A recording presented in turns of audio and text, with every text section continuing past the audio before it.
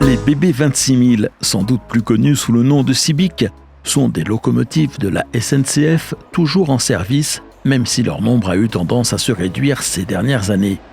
À leur arrivée sur les rails, à la fin de la décennie 80, elles présentaient de nombreuses innovations techniques qui leur ont valu un temps de mise au point relativement long, avant de tenir leur promesse d'être les machines polyvalentes dont l'entreprise nationale avait besoin pour assurer de lourds trains de fret ou tirer de vélocrams de voyageurs à 200 km/h sur les lignes électrifiées de l'Hexagone, qu'elles le soient en 1500 ou 25 000 volts.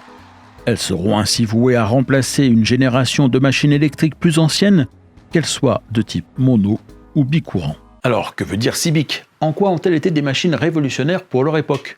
Pourquoi, pour autant, semblent-elles vouées à avoir une carrière relativement courte ? Dans quelle région peut-on les voir à l'œuvre ? Je réponds à ces questions et à quelques autres encore dans ce nouveau numéro. Bonjour et bienvenue dans Aiguillage.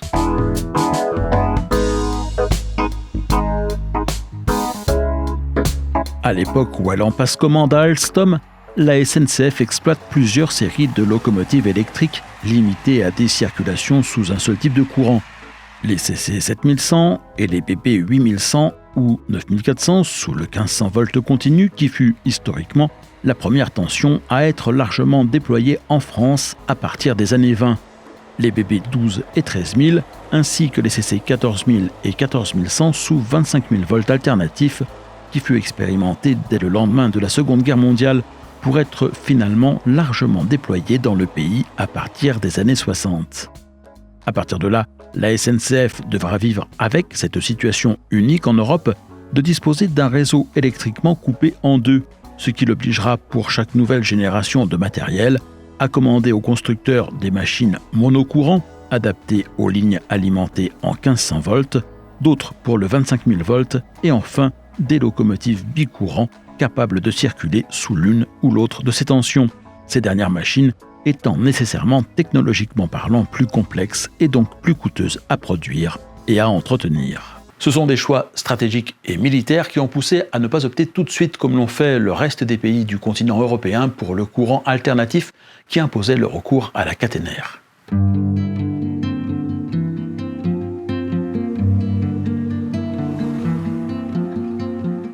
L'intérêt du courant continu était qu'il permettait de s'en passer, en autorisant l'alimentation des locomotives via un troisième rail jugé moins vulnérable.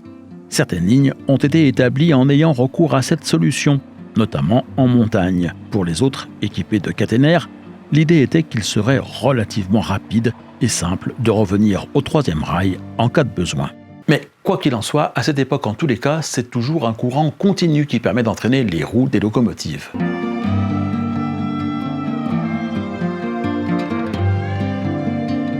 La raison est qu'il s'agit de la seule technologie que l'on maîtrise vraiment. On sait très bien alors piloter un moteur alimenté en courant continu pour le faire tourner plus ou moins vite en fonction des besoins. Ce n'est pas le cas des moteurs alimentés en courant alternatif. En conséquence, les locomotives électriques fonctionnant sous 25 000 volts doivent embarquer des équipements permettant de redresser le courant, c'est-à-dire transformer le courant alternatif en courant continu. Quant aux locomotives bicourants, elles doivent transporter avec elles tous les matériels leur permettant de circuler sous l'une ou l'autre des tensions. Cette solution est complexe et coûteuse. Avec les BB 26000, tout cela va changer. Elles optent pour la traction synchrone. C'est à cette caractéristique qu'elles doivent le SY de Cibic.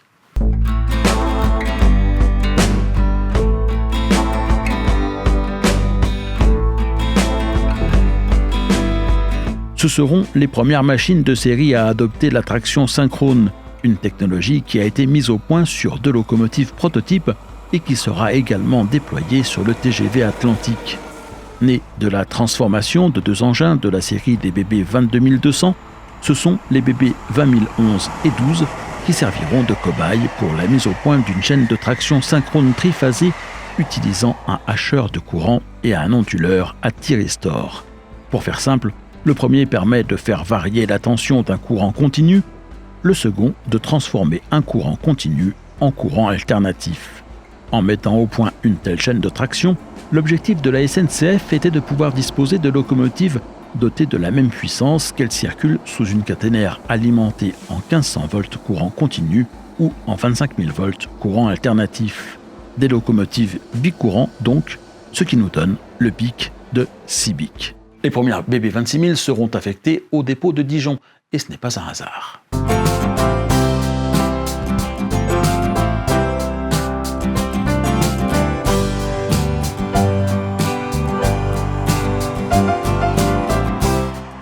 Par la suite, ce dépôt recevra du reste la plupart de ces machines. La raison ?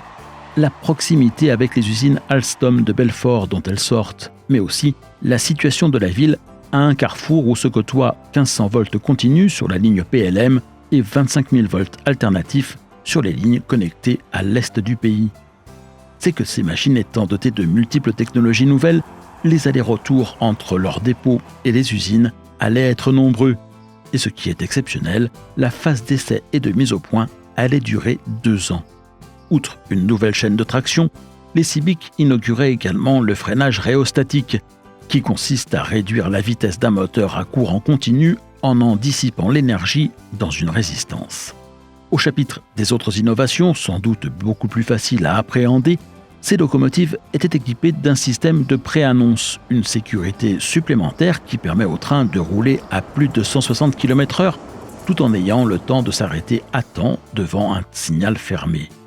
Leur cabine était dotée d'un nouvel agencement à la recherche d'une plus grande ergonomie et leur forme aérodynamique avait été repensée et donnait naissance à une nouvelle esthétique. Enfin, elles étaient équipées d'un système de télémaintenance piloté par le logiciel Solector qui permettait de superviser à distance leur état en temps réel. 200 points de contrôle étant maintenus en permanence sous surveillance. Les progrès de l'électronique de puissance sont tels que non seulement ils ont permis à de telles locomotives d'exister, mais également de se faire beaucoup plus légères, la masse des BB 26000 étant de 90 tonnes, leur poids à l'essieu était ramené à 22,5 tonnes. De quoi concurrencer sur les rails les CC 6500, certes plus puissantes, mais aussi plus lourdes. Les 5 premières Cibic sont arrivées au dépôt de Dijon au printemps et à l'été 1988. Le reste de la série sera livré entre 1989 et 1997. Au total, 234 BB 26000 auront été commandés par la SNCF.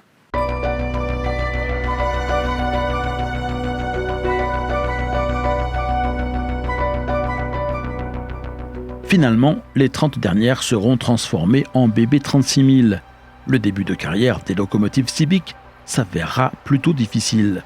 Les essais se poursuivront pendant 2 ans, de nombreuses modifications devant être apportées aux premiers éléments de la série déjà construits, qui devront ainsi régulièrement retourner à l'usine de Belfort et seront répercutés sur les suivants. Les premières circulations commerciales ne pourront avoir lieu qu'à partir de mars 1990. Les Cibic commenceront alors à remplacer les BB 25500 pour remorquer des trains de voyageurs internationaux entre Dijon et Vallorbe, ou de fret vers Wappy et Conflans-Jarry depuis le triage de Gevrey-Chambertin. À partir de janvier 1991, elles commenceront à remplacer les BB 22200 sur l'artère nord-est.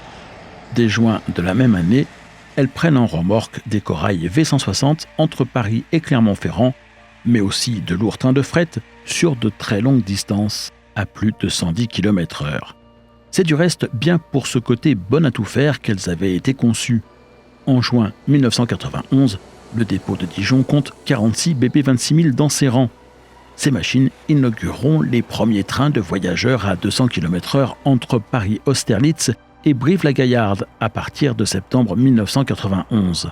Elles seront également affectées sur le TER Métral-Alsace, une relation express reliant Strasbourg à Mulhouse, également à 200 km/h. Elles se substitueront petit à petit aux vieillissantes BB 22200, 25100, 13000 et CC 6500 ou 14000. À partir de septembre 1992, les premières Cibic arrivées au dépôt de Dijon sont transférées à celui de Villeneuve, mais Dijon en reçoit de nouvelles.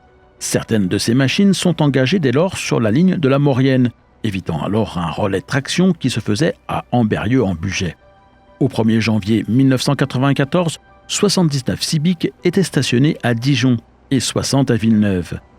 Elles relèvent définitivement les dernières BB 12000 et assurent désormais des trains de fret entre Calais-Fréthun et Modane. À la même époque, leur interdiction de circuler sur les lignes de l'ex-réseau Midi, en raison de la caténaire spécifique qui s'y trouve, est levée. On trouvera par conséquent une vingtaine de ces machines dans le dépôt de Toulouse pendant quelques années. En juillet 1998, 10 ans après la mise en service de la BB 26001, la dernière Civic est livrée.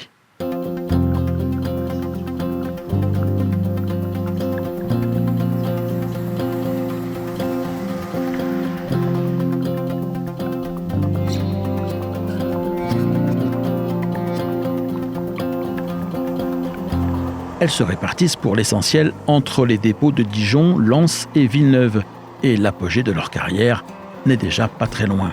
En janvier 1999 est mis en place le régime des activités qui consiste à séparer la SNCF en plusieurs branches. 36 Civic, celles numérotées de 25 à 60, seront affectées au service grande ligne. 198 seront rattachées au fret, activité qui met alors en place des corridors, notamment celui entre la région Lorraine et la Méditerranée. À cette occasion, les BB 26000 de Lens sont transférées à Avignon.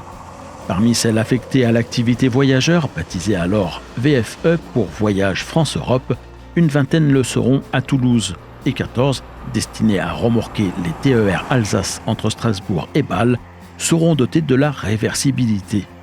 Sur la radiale du Bourbonnais, qui vient de faire l'objet de gros travaux, pour en relever la vitesse à 200 km/h après suppression des passages à niveau, modification de la géométrie de la voie et ajout de la préannonce, les trains Théos reliant Paris à Clermont-Ferrand sont désormais tous assurés par des BB 26000. L'année 2009 arrive très vite. Les Civic fêtent leurs 20 ans, un anniversaire qui est marqué pour la plupart des matériels de la SNCF par des opérations dites de mi-vie.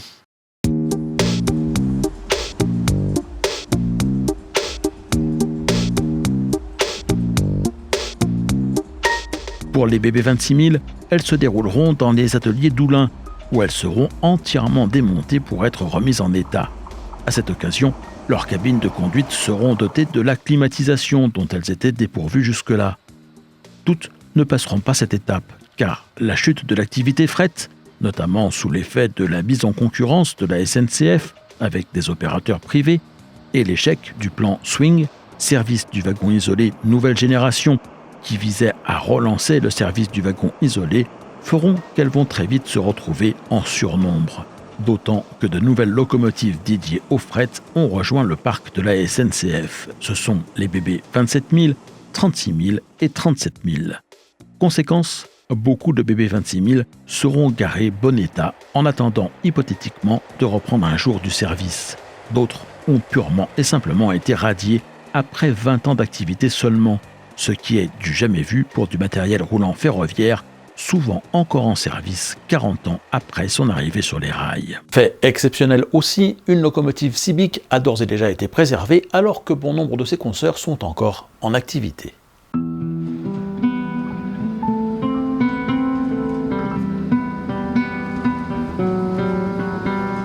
Il s'agit de la BB 26172 qui se trouve désormais à la Cité du Train de Mulhouse. Fin 2022, 150 machines de la série des Civic étaient encore en activité. Parmi elles, une cinquantaine était affectée à l'activité intercité et basée à Villeneuve-Saint-Georges. Une vingtaine au TER Alsace se trouvait au dépôt de Strasbourg et une grosse soixantaine employée par l'activité fret se trouvait rattachée à celui de Lille. Ces machines assurent des trains de voyageurs V200 entre Paris-Austerlitz et Toulouse via Limoges et Brive-la-Gaillarde, Paris-Austerlitz et Clermont-Ferrand, Strasbourg, Mulhouse et Bâle. Des V160 entre Paris et Bourges, Nevers, Tours ou Valorbe, et sur la relation Strasbourg-Nancy. Enfin, on en trouve encore de nombreuses en service sur les lignes de fret, où elles assurent des trains à 100, 120 ou 140, et même parfois jusqu'à la vitesse de 160 km/h. Même si ces locomotives quittent peu à peu la scène, on devrait pouvoir les observer pendant de nombreuses années encore sur les lignes de la SNCF. Et vous, que vous inspirent les BB 26000 ?